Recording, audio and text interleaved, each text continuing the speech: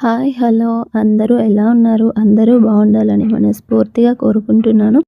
ఈరోజు వీడియోలో నేను నా మొదటి శ్రావణ శుక్రవారం రోజు ఏ విధంగా చేసుకున్నానో ఈ వీడియోలో అయితే షేర్ చేస్తున్నాను. అలాగే మీకు ఈ వీడియోలో నెక్స్ట్ మనం వరలక్ష్మి పూజకు సింపుల్‌గా ఏ విధంగా అన్నీ ప్రిపేర్ చేసుకొని పూజని త్వరగా చేసుకోవచ్చు ఈ వీడియోలో అయితే చెప్తూ ఉంటాను. మీకు కూడా యూస్ఫుల్‌గా ఉండొచ్చు. వీడియోని ఎక్కడ స్కిప్ చేయకుండా ఎండ్ వరకు చూడండి. మనం పూజలంటే చాలా హడావడిగా ఉంటుంది కదా! ప్రసాదాలు పూజకి మనం అలంకరణ చేసుకోవడం అవన్నీ ప్రసాదాలని సింపుల్‌గా మనం ఏ విధంగా ప్రిపేర్ చేసుకోవచ్చో ఈ వీడియోలో అయితే షేర్ చేస్తున్నాను.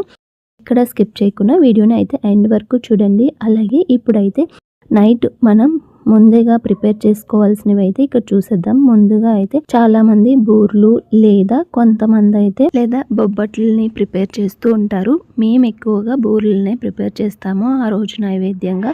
దానికోసం శనగపప్పు, అలాగే మినప్పప్పు, రైస్ అయితే నైటే నానబెట్టి పెట్టేసుకున్నాను. మనం ఎంత క్వాంటిటీలో చేసుకోవాలనుకుంటామో దానిని బట్టి అయితే మనము నైటే ముందుగా ప్రిపేర్ చేసుకొని పెట్టేసుకోవాలి. మార్నింగ్కి మనకి ఈ విధంగా అయితే చక్కగా నానిపోయి ఉంటాయి.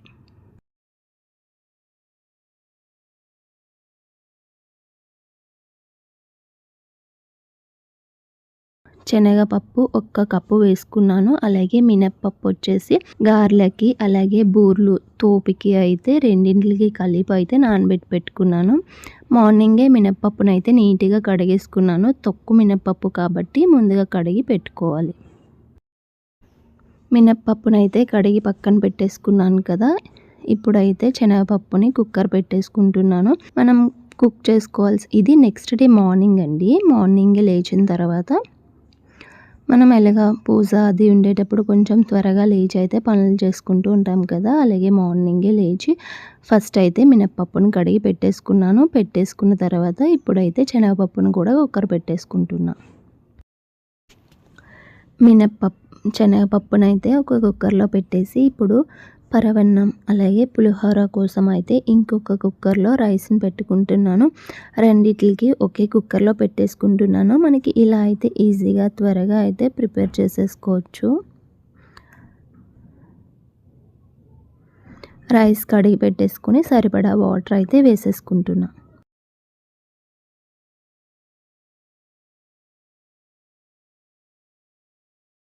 సరిపడా వాటర్ వేసుకొని మూత పెట్టుకొని కుక్ చేసుకోవాలి. ఇవి కుక్ అయ్యేలోపు అయితే నేను బయట ద్వారానికి పసుపు రాసి బొట్లు కూడా పెట్టేసుకుంటున్నాను. చక్కగా మనము ఆ రోజే క్లీన్ చేసుకొని బొట్లు పెట్టుకోవచ్చు. లేదా ముందు రోజు నైట్ పెట్టుకోవాలనుకుంటే నైట్ కూడా పెట్టుకోవచ్చు. నేనైతే ఆ రోజు మార్నింగే చక్కగా ఈ విధంగా పసుపు రాసి బొట్లు పెట్టుకున్నాను. అలాగే క్లీన్ చేసేసి బయట అంతా ముగ్గును కూడా పెట్టేసుకున్నాను. మనకి పూజ రోజు హడావడి లేకుండా ముందుగా అయితే కొన్ని పనులని మనం చేసి పెట్టుకున్నామంటే మనకి ఆ రోజుకి ఈజీగా ఉంటుంది. మనం ముగ్గు పెట్టుకోవడం, అలాగే ద్వారబంధానికి బొట్లు పెట్టుకోవడం అలాంటివి మనం ముందు రోజు నైటే కూడా ప్రిపేర్ చేసేసుకున్నామంటే ఈజీగా ఉంటుంది. మార్నింగ్కి హడావడిగా లేకుండా కొంచెం ప్రశాంతంగా మనము నైవేద్యాలను ప్రిపేర్ చేసుకుని అమ్మవారిని చక్కగా అలంకరించుకొని ప్రశాంతంగా కూర్చొని పూజ అయితే చేసుకోవచ్చు.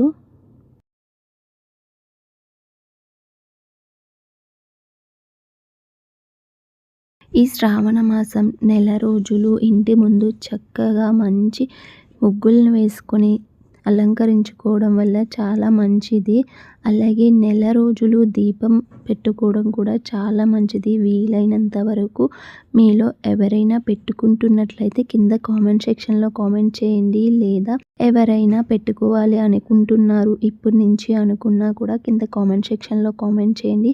నేనైతే ఈ నెల రోజులు మార్నింగ్ అండ్ ఈవినింగ్ కూడా పూజ చేసుకుంటూ ఉంటాను. ఈ విధంగా అయితే ముగ్గునైతే వేసుకున్నాను. ఈ రోజు అయితే చక్కగా కమలం ముగ్గునైతే వేసుకున్నాను. చాలా అంటే చాలా బాగా వచ్చింది.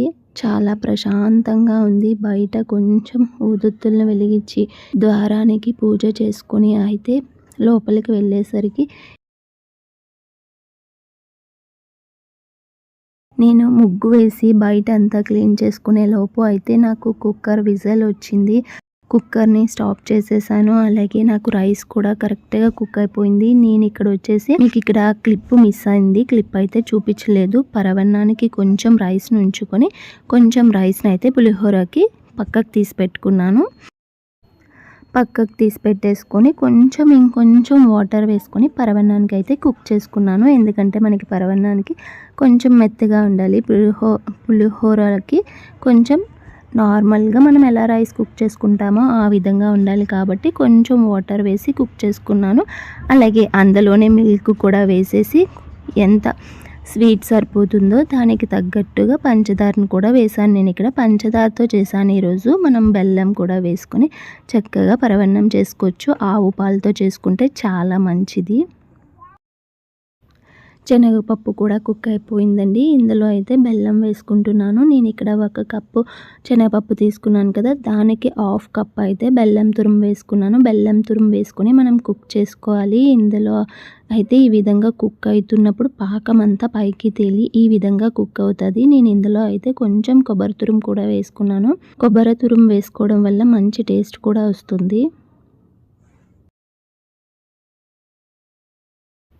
మనం ఇది దగ్గరుండి మిక్స్ చేసుకుంటూ ఉండాలండి. నేనైతే ఇక్కడ అడుగు పట్టకుండా చక్కగా దగ్గరుండి అయితే మిక్స్ చేసుకుంటూ స్టవ్ ఆఫ్ చేస్తాను. కొంచెం థిక్గా ఈ కన్సిస్టెన్సీలో అయినప్పుడు స్టవ్ ఆఫ్ చేసి పక్కకు పెట్టేసుకున్నా. ఇప్పుడైతే బూరెల తోపు కోసం అయితే ప్రిపేర్ చేసేసుకుందాము. బూరెల తోపు కోసం అయితే ప్రిపేర్ చేస్తున్నాను. దీనికోసం కొంచెం మినప్పప్పు అలాగే కొంచెం రైస్ కూడా నానబెట్టుకున్నాను కదా నైటే, ఆ రైస్ని కూడా కొంచెం అయితే వేసుకొని కొద్దిగా వాటర్ వేసుకుని అయితే మెత్తగా గ్రైండ్ చేసేసుకున్నాను. ఈ విధంగా మనం గ్రైండ్ చేసి దోశలకి ఎలాగైతే గ్రైండ్ చేసుకుంటామో అలాగే, కాకపోతే మరీ పల్చగా గ్రైండ్ చేసుకోకూడదు. అందుకని నేనైతే ఈ కన్సిస్టెన్సీలో గ్రైండ్ చేసుకున్నాను. అలాగే మనం ఇందులో స్వీట్ కూడా వేస్తాం కదా, కొంచెం పంచదార, మనకి కన్సిస్టెన్సీ అనేది పంచదార వేయగానే కొంచెం తగ్గిపోతుంది అని చెప్పి అయితే నేను కొంచెం థిక్గానే గ్రైండ్ చేసుకున్నాను. ఇందులో టేస్ట్కి సరిపడా పంచదారను కూడా వేసుకున్నాను. పంచదార వేసుకుని కొంచెం చిటికెడు సాల్ట్ కూడా వేసుకొని ఈ విధంగా బాగా మిక్స్ చేసుకున్నాను. మొత్తం అంతా కలిసేలాగా కలిపేసుకున్న తర్వాత ఇప్పుడు స్టవ్ పై ప్యాన్ పెట్టుకొని సరిపడా ఆయిల్ని వేసుకున్నాను. ఆయిల్ని వేసుకుని ఆయిల్ కొంచెం హీట్ అయ్యే లోపు అయితే మనము ముందుగా శనగపప్పును చల్లారి పెట్టుకున్నాం కదా, దాన్నైతే ఈ విధంగా చిన్నగా ఉండల్లాగా చేసేసుకోవాలి. ఈ విధంగా చేసుకున్న తర్వాత ఇప్పుడు మనం ముందుగా ప్రిపేర్ చేసుకున్నాం కదా తోపలో అయితే ఒక్కొక్కటి వేసుకొని, ఫస్ట్ టైం చేసిన వాళ్ళకైతే ఈ విధంగా స్పూన్తో తీసుకున్నామంటే మనకి చక్కగా రౌండ్గా వస్తాయండి. నేను కూడా ఎప్పుడు ఇలానే చేస్తాను. చేత్తో కన్నా నాకు ఇలా స్పూన్తో అయితే చక్కగా వస్తాయి. ఈ టిప్ ఎవరికైనా హెల్ప్ అవుతుంది అనుకుంటే ట్రై చేయండి, కొత్తగా చేసేవాళ్ళు. ఈలోగా ఆయిల్ కూడా చక్కగా కాగిపోయింది. కాగిన ఆయిల్లో అయితే ఇవి ఒక్కొక్కటి వేసుకొని 2 సైడ్లు కాల్చుకొని తీసేసుకోవడమే. చాలా చక్కగా వచ్చాయి బూరెలు. ఫస్ట్ టైం చేసిన వాళ్ళకి కూడా చాలా బాగా వస్తాయండి. ఈ విధంగా ట్రై చేయండి ఒకసారి. మనకి ఈ విధంగా ఎన్ని వేసుకోవాలనుకుంటే అన్నింటినీ వేసేసుకోవచ్చు. మనం ముందుగా కొంచెం ప్లాన్ చేసుకొని మనం అన్నీ ప్రిపేర్ చేసుకొని పెట్టుకుంటే త్వరగా అయితే ఒక్క హాఫ్ అన్ అవర్లో మనం కుకింగ్ అంతా ఫినిష్ చేసేసుకొని చక్కగా పూజ దగ్గర కూర్చోవచ్చండి. నేను ఇవన్నీ చేయడానికైతే నాకు 30 మినిట్స్ పట్టింది.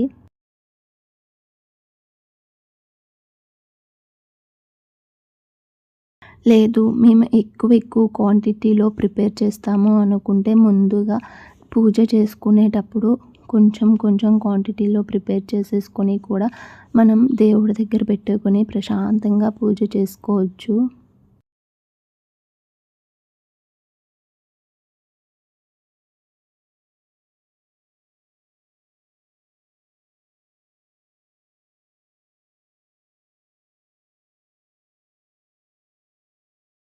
వడలకు కూడా పిండినైతే రుబ్బేసి పెట్టుకున్నాను. ఇందులో కొంచెం సాల్ట్ని వేసేసి వడల్ని కూడా వెంటనే వేసేసుకున్నాను. బూరెలు అయిపోయిన వెంటనే వడల్ని కూడా ప్రిపేర్ చేసేసుకున్నాను. మనం దేవుడి మూలకి ఆనియన్స్ ఏమీ వేయకుండా ప్లెయిన్గా వేస్తాం కాబట్టి నేనైతే కొంచెం సాల్ట్ వేసి ఈ విధంగా ప్లెయిన్గా అయితే వేసుకున్నాను ముందు కొంచెం.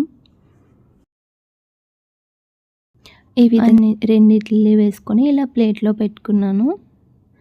నేను ఇవి ఈవినింగ్కి ప్రిపేర్ చేశాను, మార్నింగే ప్రిపేర్ చేసేసాను అన్నింటిని. కానీ నేను మార్నింగ్ ఈవినింగ్ కూడా చేసుకుంటాను కాబట్టి నాకు మొదటి వారం ఈ విధంగా చేసుకోవాలి అనిపించింది. అందుకే ఈవినింగ్ అయితే బూర్లు గారెలు పెట్టుకున్నాను. మార్నింగే అయితే ప్రసాదంగా పరవన్నం, అలాగే పులిహోర, అలాగే బనానా అన్నీ పెట్టుకొని పూజ అయితే చేసుకున్నాను. ప్రిపేర్ చేయడం అయితే మార్నింగే ప్రిపేర్ చేసేసుకున్నాను. ఎందుకంటే ఒక్కసారే అయిపోతే మనకి కొంచెం ప్రశాంతంగా ఉంటుంది, హడావడి లేకుండా పూజ కూడా ప్రశాంతంగా చేసుకోవచ్చు అని అయితే ప్రసాదాలని ప్రిపేర్ చేసేసుకొని పక్కన పెట్టేసుకొని పూజ రూమ్లోకి వచ్చేసి పూజ రూమ్లో కూడా మొత్తం ముందు రోజే క్లీన్ చేసి పెట్టేసుకున్నాను కాబట్టి ఇప్పుడైతే పువ్వులతో చక్కగా అలంకరించుకొని పూజనైతే చేసుకుంటున్నాను. వరలక్ష్మి పూజ అనగానే ఎక్కువ హడావడి చేసేసుకొని చాలా హంగామాకి వెళ్ళిపోతూ ఉంటారు. అలా కాకుండా ప్రశాంతంగా ముందు పూజనైతే చేసుకోండి.